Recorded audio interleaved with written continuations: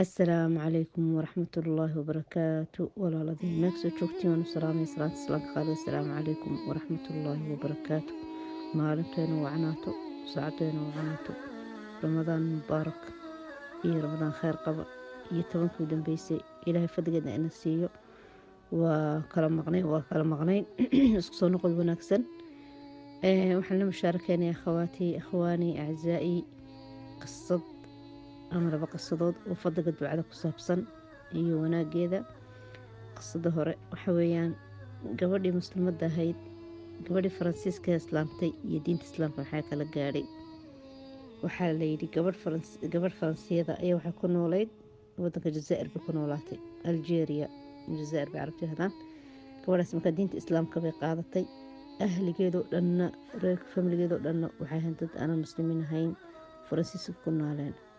marka waxaa ku dhacay gabadhii cudurka kansarka la yidhaahdo walciyaadu billaah ayaa ku dhacay. dhakhtarkay u tagtay, xaaladeeda la socday, wuxuu ku yidhi cudurka wuu fiday, jidhkaago dhanna wuu gaadhay, rajana ma lihid inaad bogsatid wuu ku yidhi. wakhti yar oo gaaban baa ku hadhay, waanaad geeriyoon doontaa.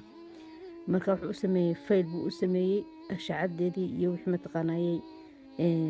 baaritaanadii o dhan sheebaaradii o dhanna waa loo dhexgeliyay faylkaasi. markay ahligeedii ama familigeedii ay ogaadeen cudurkeeda ama jiradaas ku dhacday ay ogaadeen, waxay ku yidhaahdeen taas waxaan waa caradii rabbiga, ilan masiix bay aaminsan yihiin oo kristan weeyaan. carada rabka ku dhacday, carada yani ilaahay baa ku dhacay, waayo waad islaamtay, ee diintaada usoo noqo, ee usoo noqo diintaada usoo noqo, islaamkan iska daa suma taqaanaayey oo ciisa kaaga raali noqdo walciyaadu billaah. hadalkooda umay dhegdhigin, diinteeda islaamkay ku dhab noqotay, ku dhegsanaatay.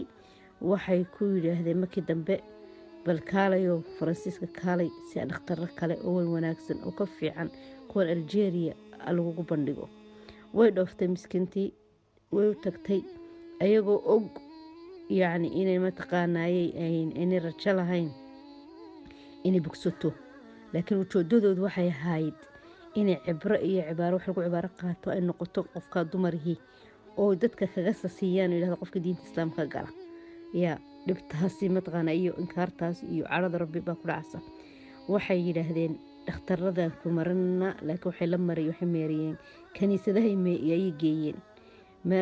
meesha mataqaana kaniisadihii diinteeda ku caabudaya o dhan bay la tegeen. dadkay ku yidhaahdaan waa kaa abaalkii qofka diinta islaamka galay, kaas abaalkiisu weeye. gabadhii way oyday aad u daran ayay oyday markay ogaatay ujeedadoodii iyo waxay uga dan lahaayeen. way kasoo noqotay, marka waxay iska soo noqotay algeria, iska soo laabatay, taasoo iska sugaso wadkeedii tio diinteeda islaamka weli ku sugan. habeenimada ka mid ah ayay waxay fikirtay haddii ay dhimato waxay noqonaysaa wax lagu cibaaro qaato, dadkoodani ahligoodana ay diinta islaamka haysanan garanaynin waxay u qaadanayaan inay diinta islaamka mataqaana ay gashay darteed ciqaab la siiyey iyo caro ilaahay ku dhacdayoo oo saa darteed ay ugu dhimatay kansarka walciyaadu billaah. markaasay weysaysatay, weysay qaadatay, saqbarkii dhexe sijaadadeeda bay gugulatay, salligeedii markaasay salaad u istaagtay. habeenkii oo dhan bay saad u taaganayd, rabbi bay baraysa subxaana watacaala. waxay tiri hadalladii waxaa ka mid ah yaa rabbi bay tiri, rabbigaygiiow anugu kama baqanayo wadka iyo la kulankaaga, laakiin waxaan ka baqanayaa inaan dhinsaan ku dhinto oo laygu digto oo mataqaanay digasho layga dhigto islaamnimadayda lagu yidhaahdo mataqaanay saasay dadka laga bajiyo laga cabsiyo diinta islaamka. heedhe rabbiyow yaa rabbi iyo caafi oo bogsii si ay u ogaadaan dadkoo dhan awoodaada iyo naxariistaada iyo mataqaanay kartida awoodda qudrada leedahay, oo ay dad badan islaamka ay soo galaan, oonan anigu u noqonin sabab diinta dadka lagaga firdhiyo oo lagaga sasiiyo. markaas gabadhii way miyir doorsoontay, koomay gashay. waxay ka soo qacday koomadii cabaar galbihii, maalintii labaad galabteedii soo qacday, taasoo wax aala xunuuna iyo wax mataqaana damqasho ah waxba toona aynan lahayn. waxay tidhi markaa waxa weeyaan saxwatil mowt, waatan dadkan yidhaahdaan qofku way soo sara fadhiisiistaa qofkiioo deelay waa laga quusto bukaanoo la gunaanadayo umba marqolada caafimaad iyo mataqaana u dareemaayuno waxun waxay istibaadeed waa tii kadibna waa kan dhintaa qofka markaa waxay istiri waaba tii bay tiri iminka hadda aan dhimanaya laakiin habeenkiibaa gabalkii waa u dhacay manay dhimanin habeenkiibaa daba kacad oo way tukatay ilaani waa bigama ku bari bay tukatay manay dhimanin way yaabtay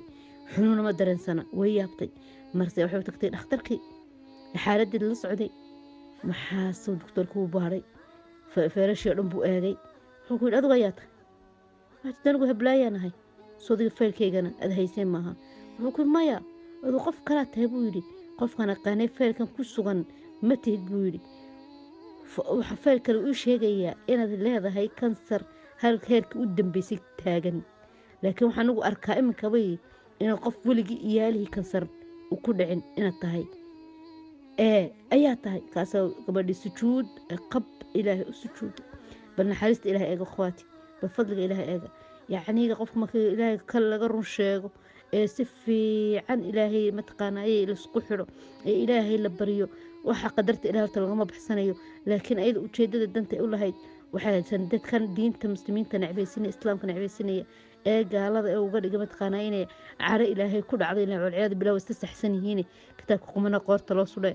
inay mataqaanaa ay u cadayso ay u muujiso mucjizada ilaahay subxaana watacaala ilaahay waa ka aqbalay waataa jirkeedii u noqday jir aan weligeedii aalaheedba kansar ku dhicin marka akhawaati sujuudba ilaahay maasha allah tabaaraka ilaahay u mahadnaqdo oo fadliga ilaahay mataqaanaa ay ugu mahadiso ayay gabadhaas mataqaanaa qisadeedu ay intaas inagu eg tahay fadliga ducadaynu ka hadlanaa weli fadliga ducada weliba 10 ku dambeysay ku jirnaa aynu galnay waxaan leenahay inay mataqaanaa inuu dhexda xidhano oo ducoon ka badsano oo la fahno u ducayno oo ahliyada u ducayno oo muslimiinta u ducayno oo adduunyo aakhira liibaanteeda ilaahay weydiisano way isaga gacanta ku hay subxaanahu wa tacaala caza wajal isaga uma wax bedeli kara isaga wax kasta mataqaanaa nolosheena ta horaya ta dambaba bedelaya subxaanahu wa tacaala amruhu bayna alkaaf wannuun waxaasoo ahow uu ahaanaya weeyaan subxaana allah allahuma arzuqna alyaqiin yaa rab ilahay arzaq anigu arzaqda yaqiinta ilaahay waxaan baryaynaa wax kasoo wanaagsan qisada kale waxa weeyaan jumcihii dhaweytaan dhageystay waxa weeyaan sheekh baan ka dhageysanayey taa lafteedu waxay shaa muujinaysaa ducada qofku markuu yaqiin ilaahay si baahidiisa ugu bandhigo si dhab ay ka tahay kaasoo aaminsan in ilaahay u fulinayo wuxuu doonaya u siinayo waxay ninbaa wuxuu yidhi wiil aan dhalay baan gaari usoo iibiyey gaari cusub oo mataqaanaaye dee aan brown new ahon sakan haan hayna wada garana inuu gaariga cusub yahay qaali aad mataqaanaaye wadanka sacuudigana weeyaan gaari qaaliya buu usoo iibiyey inankiisii uu ka farxiyey inankii oo gaariga maasha allah dee ku yaa sharsharayo ku faraxsano maasha allah ayaa wuxuu sameeyey maalin magaaladan ay degan yihiin oo khubar la yidhaahdo ayuu ka tegey magaalo kale oo damaam ah ayuu tegey magaalada kale markuu tegey ayuu wuxuu sameeyey qadarta ilahay marka ilaahay socoto ilaahay baa ujeeda uga leh qofna sometime waxuu sameey mataqaanaa dee wax dayac iyo waxbuu dayaca inanka dhalinyarnimo waxbaa qaaday wuxuu doonay inuu kasoo iibsado alaab meesha oo shadaalka bensiin laha ayuu gaarigii istaajiyey gaarigii oo furii ku jiraan oo istaadhan ayuu degdeg wuxuu baqaalad dagaal oo kasoo iibso hore u soo baxa intii uu ku maqnaa dukaankaas uu galay gaarigii qof baa markii la boodo baxsan inaba gaari diyaaroo furiina ku jiraan maxaan ku dhahdaa istaadhan cidna ku jirin meeshii waa la xaday gaariga calaa kulli xaal gaariga markasee loola baxsaday inanka dukaanka soo baxay gaarigii uu waayey u qaracmay gaar doondoonay uu markasa eegay ma jirto aabihii iyo dadkii ku garacay aabooy waxaasee ku dhacay gaarigii waa laga xaday dee orarka wada isku wada naxeen askarta u sheeg askartii mataqaanayey rabood garee accidentkii saacaddii wixiyo waa la raadraadinaya baa lagu yidhi dee uu soo noqday miskiinkii uu kusoo noqday magaaladiisii aabihii reerkooda kusoo noqday markaas waxay ahayd idugu 2 cisho kadib arbacay ahayd khamiis iyo jumce maalintii jumcihii aabihii markaas walbahaar weyn baa ku dhacay odaygii wuu ka naxay lacagtii badneyd uu gaariga geliyey uu gaariga cusub oo tacabkiisii oo dhididkiisii wuu ka ladi kari waayey wuu loo murgooday aad buu ga murgooday waana ramadaanta weeyaan waana imika weeyaan soomankaynana soomanaha weeyaan maasha allah wuxuu yidhi casarkii isaga markaa sheekhan noo sheekeynaya u sheekeeyay odayga aabuhu wuxuu salaadii casar iyo maqrib dhexdoodii anoo qur-aanka ka akhrisanaya oo wuxuu qalbigayga ku taagan tahay maxaan ku idhahdaayey gaarigaas iyo sida u lumay iyo sida loo xaday ayaa wuxuu yidhi ilaah baa anu qur-aan akhrisanayay oo ilaah barya qur-aan akhrisanay waxaan soo gaadhay goobtii sajda sujuuda tilaawo sujuudii baan sujuuday ilaahay baan baryey